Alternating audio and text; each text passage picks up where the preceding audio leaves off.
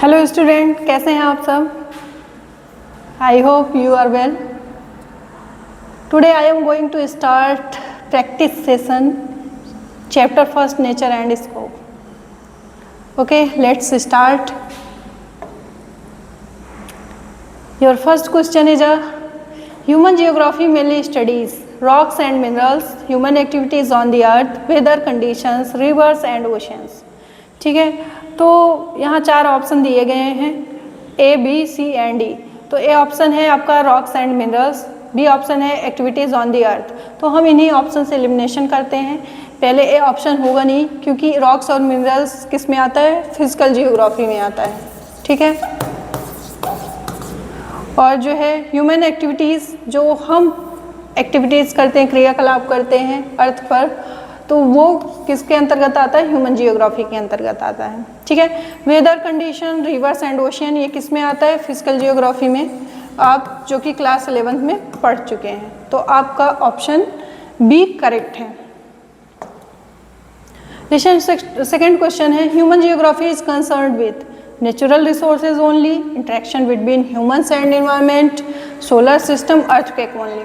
Neesham, तो human geography किसके लिए कंसर्न है? अभी आप फर्स्ट क्वेश्चन में पढ़ चुके हैं. ठीक है, जो ह्यूमन और इन्वायरमेंट के बीच में इंटरेक्शन होता है उसके लिए कंसर्न है. ठीक है, बाकी natural resources, solar system, earthquake, ये सब किस में आ जाते हैं? ये सब फिजिकल जियोग्राफी में आते हैं, ह्यूमन जियोग्राफी में नहीं आते. तो your B option is a correct. Next question है who is known as the father of human geography. ठीक है, ह्यूमन जियोग्राफी के फादर कौन है? ठीक है, तो न्यूटन ऑलरेडी आप जानते हैं, साइंस में पढ़े हैं. ठीक, और अलेक्जेंडर वन हम्बोल्ट ऑलरेडी ये जियोग्राफी के अप्रोचेस के बारे में बताते हैं, कौन से दो अप्रोच हैं जिनके माध्यम से हम जियोग्राफी के बारे में स्टडी करते हैं. ठीक है, तो ये रीजनल अप्रोच के फादर हैं. और डार्विन ऑलरेडी साइंस से रिलेटेड हैं. ठीक, तो ये तीनों ऑप्शन आपका नहीं होगा. ऑप्शन सी बचा. तो कार्ल रिटर जो है ह्यूमन जियोग्राफी के फादर हैं. नेक्स्ट क्वेश्चन है which of the following is a सब फील्ड ऑफ ह्यूमन जियोग्राफी. अब इसमें से ह्यूमन जियोग्राफी का सब फील्ड कौन सा है, सब ब्रांच कौन सा है? तो क्लाइमेटोलॉजी, ओशियनोग्राफी, जियोलॉजी, ये सब क्या है? ये सब फिजिकल जियोग्राफी के पार्ट हैं, जो कि ब्रांच हैं. ठीक है, ये सब ब्रांचेस हैं फिजिकल जियोग्राफी के. सोशल जियोग्राफी क्या है? ये ह्यूमन जियोग्राफी का सब फील्ड है. Next question, the term human geography was first used by. ठीक है, ह्यूमन जियोग्राफी ये पहली बार किसके द्वारा यूज़ किया गया था? ठीक है, फ्रेडरिक रेटजल जी के द्वारा. ठीक, बाकी अरिस्टोटल, ये किसके फादर हैं? गैलीलियो, कोपरनिकस, ये तीनों नहीं है. अरिस्टोटल आप जानते हैं, अरस्तु किसके फादर हैं? पॉलिटिकल साइंस के. ठीक, which approach explain that nature controls human activities. ठीक है, कौन से अप्रोच हैं जो एक्सप्लेन करते हैं nature controls human activities? Nature जो है कंट्रोल करता है ह्यूमन एक्टिविटीज़ को. ठीक, पॉसिबिलिज्म हो गया, ह्यूमनिज्म हो गया, डिटर्मिनिज्म हो गया ऑप्शन, वेलफेयर अप्रोचेस हो गए. तो इसमें से कौन सा ऐसा अप्रोच है जो एक्सप्लेन करता है कि नेचर जो है कंट्रोल करता है ह्यूमन एक्टिविटीज़ को? ठीक, पॉसिबिलिज्म होगा नहीं. ठीक है, इसमें पॉसिबिलिज्म में क्या बताया गया था? ह्यूमन का डोमिनेशन रहता है किस पे? नेचर पर. ह्यूमनिज्म होगा नहीं, मानवीकरण होगा नहीं. तो क्या होगा? डिटर्मिनिज्म में जो है नेचर कंट्रोल करता है ह्यूमन एक्टिविटीज़ को. इन एंशिएंट एज देखें तो नेचर पर पहले हम लोग डिपेंडेंट थे. ठीक है, नेचर हमको कंट्रोल करता था. तो ऑप्शन सी आपका करेक्ट है. नेक्स्ट क्वेश्चन है पॉसिबिलिज्म वाज प्रपोज्ड बाय. ठीक है, पॉसिबिलिज्म किसके द्वारा प्रपोज्ड किया गया था? पॉल विडाल डी लवलेज के द्वारा. यहाँ पॉल नहीं लिखा गया है, तो option A is the correct, Paul Vidal de लवलेज.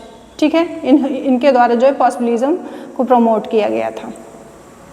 बाकी डार्विन आपका साइंस से संबंधित है, न्यूटन साइंस से संबंधित है, हम्बोल्ट अप्रोचेस से संबंधित है.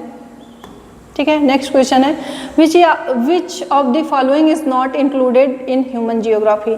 अब इन 4 ऑप्शन में से कौन सा ऐसा पार्ट है जो जियोग्राफी से नहीं संबंधित है। तो पॉपुलेशन ऑलरेडी जियोग्राफी से, ह्यूमन जियोग्राफी से संबंधित है, ट्रांसपोर्ट ह्यूमन जियोग्राफी से संबंधित है, सेटलमेंट, ये तीनों पार्ट जो है ह्यूमन जियोग्राफी से रिलेटेड हैं। लेकिन क्लाइमेट एलिमेंट्स ये जो है ह्यूमन जियोग्राफी में नहीं इंक्लूड है। ये किस में इंक्लूड है? फिजिकल जियोग्राफी में इंक्लूड है। क्लियर। नेक्स्ट क्वेश्चन है आपका which school of thought believes human can modify nature. कौन सा स्कूल ऑफ थॉट जो है कहता है कि ह्यूमन जो है नेचर को मॉडिफाई किया है। तो डिटर्मिनिज्म होगा नहीं, क्योंकि डिटर्मिनिज्म में क्या था कि जो है ये डोमिनेट करता था ह्यूमन को। ठीक, नेचर का इम्पैक्ट रहता था। अगर कोल्डनेस होती थी तो हमको ऑलरेडी उसको सहन करना पड़ता था, ठंड को, कोल्ड को, और जो है रेनी सीजन होता था तो बारिश में भीगना पड़ता था। पूरी तरीके से नेचर का इन्फ्लुएंस होता है डिटर्मिनिज्म में। आप जो है एनसीईआरटी में बेंडा की स्टोरी पढ़ चुके हैं कि कैसे जो है बेंडा नेचर पर टोटली डिपेंडेंट था।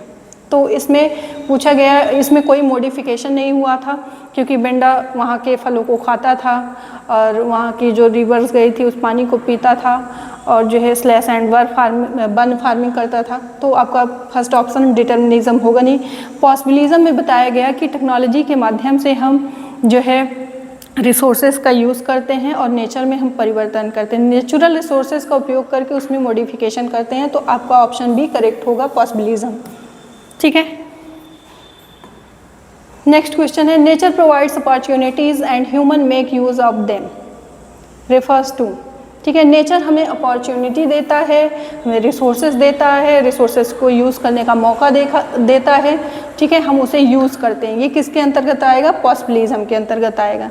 ठीक है, जब संभावना हुई हम टेक्नोलॉजी का उपयोग करने लगे, नेचुरल रिसोर्सेज को जो है मॉडिफाई करने लगे, ठीक है, उसमें परिवर्तन करके उसका यूज़ करने लगे, तो पॉसिबिलिज्म होगा, इसमें डिटर्मिनिज्म नहीं होगा। डिटर्मिनिज्म में क्या बताया गया था? नेचर के ऊपर जब हमारी डिपेंडेंसी होगी, नेचर हमको इन्फ्लुएंस करता था, वो डिटर्मिनिज्म होगा। इसमें कोई संभावना नहीं है कि हम जो है नेचुरल रिसोर्सेज का तो यूज़ करते हैं लेकिन उसका मॉडिफिकेशन नहीं कर पा रहे थे उस समय। और ड्यूलिज्म क्या है? जब हम ह्यूमन जियोग्राफी और फिजिकल जियोग्राफी दोनों को इम्पॉर्टेंस देते हैं, दोनों एक दूसरे से संबंधित हैं, हम एक दूसरे को अलग नहीं कर सकते हैं, उसको हम ड्यूलिज्म कह सकते हैं। ठीक है, फिजिकल जियोग्राफी अपने आप में इम्पॉर्टेंस है लेकिन विदाउट ह्यूमन जियोग्राफी वो परफेक्ट नहीं माना जाता है। रीजनलिज्म क्या है?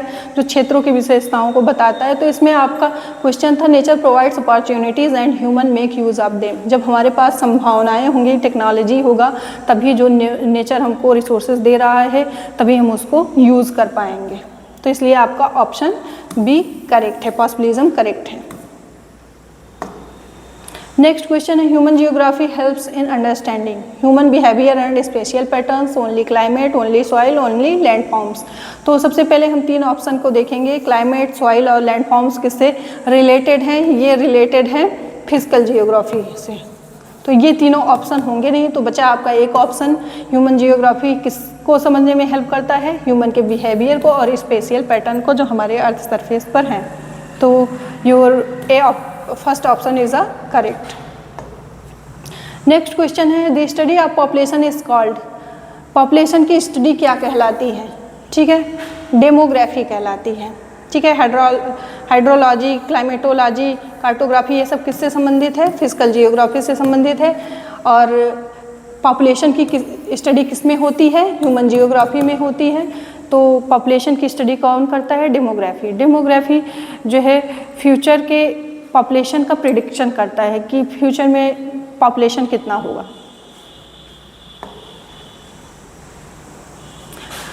Prediction of future population is called demography in a simple word.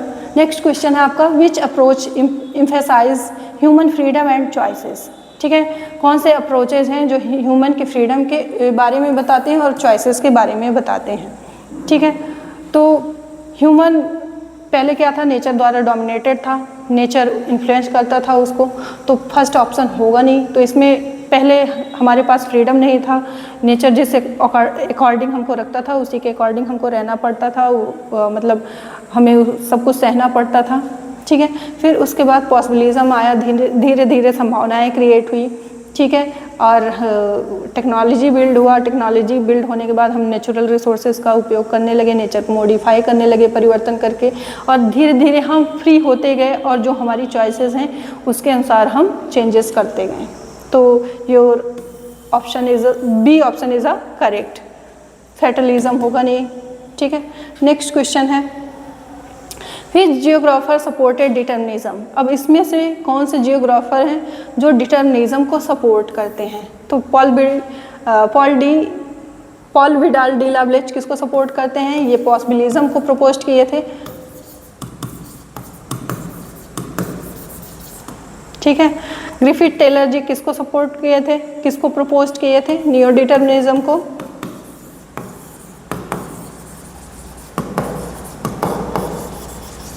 और जो है फ्रेडरिक रेटजल जी जो है किसको सपोर्ट किए थे? डिटर्मिनिज्म को।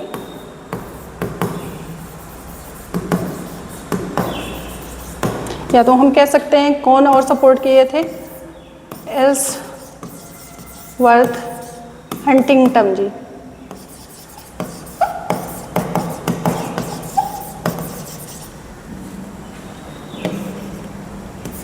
Huntington, clear.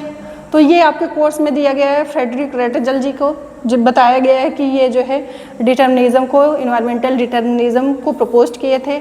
और वैसे देखा जाए तो एल्सवर्थ को भी माना जाता है जो कि डिटर्मिनिज्म को सपोर्ट किए थे। और बाकी पॉल विडाल डी लाब्लेच को देखेंगे तो आप पॉसिबिलिज्म को प्रपोज किए थे, और ग्रिफिथ टेलर जी ने जो है नियो डिटर्मिनिज्म को सपोर्ट किए थे। नेक्स्ट क्वेश्चन है आपका, the interaction between humans and environment change with. जब the interaction between humans and environment change with, जब ह्यूमन और जो है नेचर के बीच में इंटरेक्शन होता है तो चेंजेस होते हैं टाइम एंड टेक्नोलॉजी के माध्यम से, ठीक है। समय के साथ जो है हमारा, आप देखते हैं कि हमारा इंटरेक्शन किससे होता है? नेचर से, एनवायरनमेंट से होता है। तो समय के साथ जो है टेक्नोलॉजी बिल्ड हुई, समय और टेक्नोलॉजी बिल्ड होने के बाद हम चेंजेस लाने लगे, ठीक है। तो first option is a correct, seasonal only होगा नहीं, रेनफॉल होगा नहीं, लेटीट्यूड नहीं होगा, ये तीनों ऑप्शन इनकरेक्ट है। नेक्स्ट क्वेश्चन है आपका एजर्सन रीजन का। तो एजर्सन है, human geography studies the relationship between humans and the environment. एजर्सन correct है। ह्यूमन जियोग्राफी किसकी स्टडी करता है? जो है ह्यूमन और नेचर के बीच के इंटरेक्शन की स्टडी करता है। हमारे और नेचर के बीच में क्या इंटरेक्शन हो रहा है उसकी स्टडी कौन करता है? जो है ह्यूमन जियोग्राफी करता है। अब रीज़न बताया जा रहा है, क्या कारण है इसके पीछे? Human being modify the environment according to their needs. हम लोग क्या करते हैं? एनवायरनमेंट को मॉडिफाई करते हैं जिस हिसाब से हमारी आवश्यकता होती है, ठीक है। पहले तो हम उसके साथ इंटरेक्शन करते हैं नेचर के साथ, फिर जिस हिसाब से हमारी आवश्यकता होती है, आवश्यकता के नीड के अकॉर्डिंग हम लोग जो है नेचर को मॉडिफाई कर देते हैं। तो यहाँ आपका ए ऑप्शन करेक्ट है। Both A and R the true and R the correct explanation of A. Next question है आपका एजर्सन रीजन का। Determinism believes that humans have complete control over nature, ठीक है। अब यहाँ एजर्सन में बताया जा रहा है determinism believes that human have complete control over nature, ठीक है। ह्यूमन का पूरा कंप्लीट कंट्रोल रहता है नेचर के ऊपर। ऐसा नहीं है, हमारा टेक्नोलॉजी बिल्ड कर ली है, पॉसिबिलिज्म हुआ है, लेकिन अभी तक हमारा पूरा कंट्रोल नेचर के ऊपर नहीं हो पाया है। तो एजर्सन आपका रॉन्ग है। Nature influences human life and activities. Reason सही है कि नेचर जो है इन्फ्लुएंस करता है हमारी लाइफ को और हमारी एक्टिविटीज़ को, ये तो सही है। लेकिन अभी तक हम भले पॉसिबिलिज्म आया है, हमारा डोमिनेशन हुआ है नेचर के ऊपर, हम अपने फ्री हो चुके हैं, जो हमारी चॉइसेस हैं उसके अकॉर्डिंग और नीड के अकॉर्डिंग हम जो है नेचर को मॉडिफाई कर रहे हैं, परिवर्तन कर रहे हैं और कुछ ना कुछ इनोवेशन कर रहे हैं, ठीक है, जिन चीज़ की हमें आवश्यकता है। लेकिन ऐसा भी नहीं है कि कंप्लीट कंट्रोल हमारा नेचर के ऊपर हो गया है। तो इसमें एजर्सन आपका रॉन्ग है। A is false but R is true. Option C is a correct.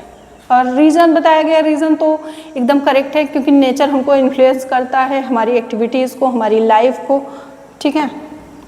Next question है असर्शन का, possibilism gives importance to human choice and technology, ठीक है। पॉसिबिलिज्म किसको इंपॉर्टेंस देता है? जो ह्यूमन की चॉइस है और टेक्नोलॉजी है, तो ये ऑप्शन करेक्ट है। और रीज़न क्या है इसके पीछे? Human can modify the environment according to their requirements, ये भी सही है, ठीक है।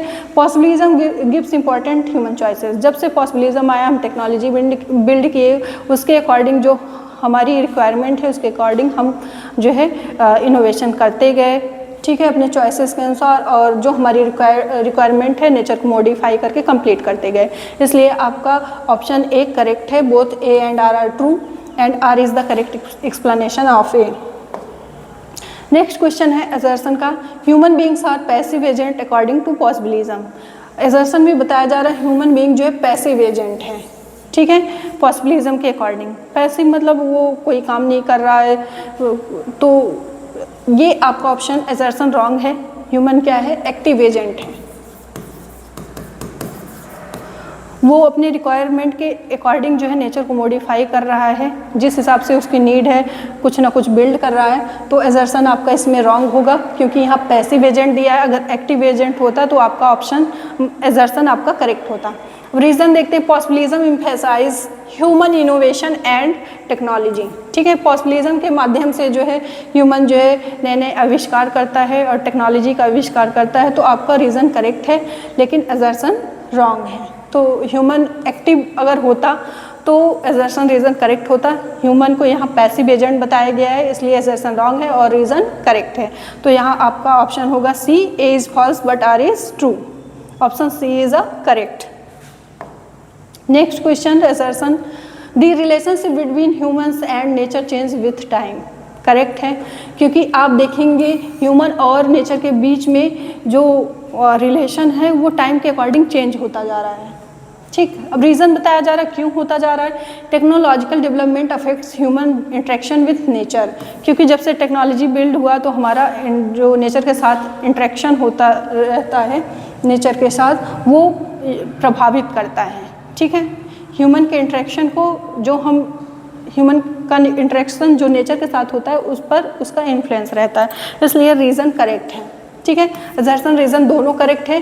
असर्शन में बताया गया जो ह्यूमन्स और नेचर के बीच में इंटरेक्शन है वो एक टाइम के बाद चेंज होता रहता है। आप एंशिएंट टाइम से अभी तक के टाइम पीरियड को देख सकते हैं, एंशिएंट टाइम से नहीं, ज़्यादा नहीं, दो डिकेड का हम समय ले लेते हैं, उसमें देख सकते हैं कितना ज़्यादा चेंजेस आए हैं, ठीक। फिर उसके बाद टेक्नोलॉजिकल डेवलपमेंट हुआ है जो कि हमारे और नेचर के इंटरेक्शन को इन्फ्लुएंस करता है। तो इसमें आपका ऑप्शन ए करेक्ट होगा, both A and R are true and R is the correct explanation of A. Option A is the correct. Next है assertion reason, human geography studies spatial organization of human activities, ठीक है। Human geography किसकी study करता है? Special organisation की और human activities की। तो असर्शन करेक्ट है। Different human activities are distributed differently across the earth. अगर आप पूरे अर्थ सरफेस पे देखेंगे तो अर्थ पे अलग अलग प्रकार के जो है ह्यूमन एक्टिविटीज़ होते रहते हैं। अगर अलग अलग क्षेत्रों में ह्यूमन मतलब अलग अलग प्रकार की एक्टिविटी करते रहते हैं, अलग अलग प्रकार का एक्टिविटी का वितरण हुआ है, ठीक है। तो आपका ऑप्शन ए करेक्ट है। इसमें असर्शन रीज़न दोनों सही है क्योंकि ह्यूमन जियोग्राफी स्टडी करता है स्पेशियल ऑर्गेनाइजेशन की, जिस पे हम एक्टिविटी करते हैं, ह्यूमन एक्टिविटी होती है, और ये डिफरेंट ह्यूमन एक्टिविटी जो है इसका डिस्ट्रीब्यूशन हुआ है अर्थ सरफेस पर पूरे अलग अलग प्लेसेस पर। तो option A is a correct.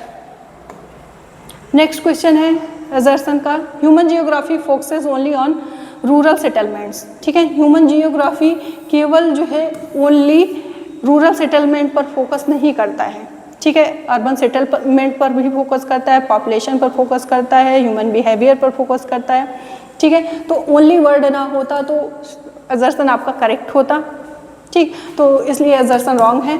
केवल रूरल सेटलमेंट पर फोकस नहीं करता, अर्बन सेटलमेंट पर करता है और जो है बिहेवियर पर करता है। रीज़न क्या बताया गया? Urban geography is a branch of human geography. अभी देखिएगा यही आंसर बता दिया गया है। अर्बन जियोग्राफी किसका ब्रांच है? ह्यूमन जियोग्राफी का। यहाँ अगर ओनली ना होता, रूरल सेटलमेंट का जो है पर फोकस करता है, तो आपका एजर्सन करेक्ट होता। ओनली की वजह से आपका फर्स्ट ऑप्शन एजर्सन गलत है। और यहाँ बताया गया अर्बन जियोग्राफी किसकी ब्रांच है, ह्यूमन जियोग्राफी की। तो इसमें आपका ऑप्शन सी होगा, ए फॉल्स है और जो है आर ट्रू है। आपका जो है MCQ कंप्लीट होता है। आप इसको देखिएगा, सॉल्व करिएगा और भी क्वेश्चन सेलेक्ट करिएगा, ना आए तो सेंड करिएगा मेरे पास, मैं उसका जो है आंसर दूंगी। और जो है जो आपको समझ में आया हो, नहीं समझ में आया हो, तो आप कमेंट करके ज़रूर बताइएगा। Thank you.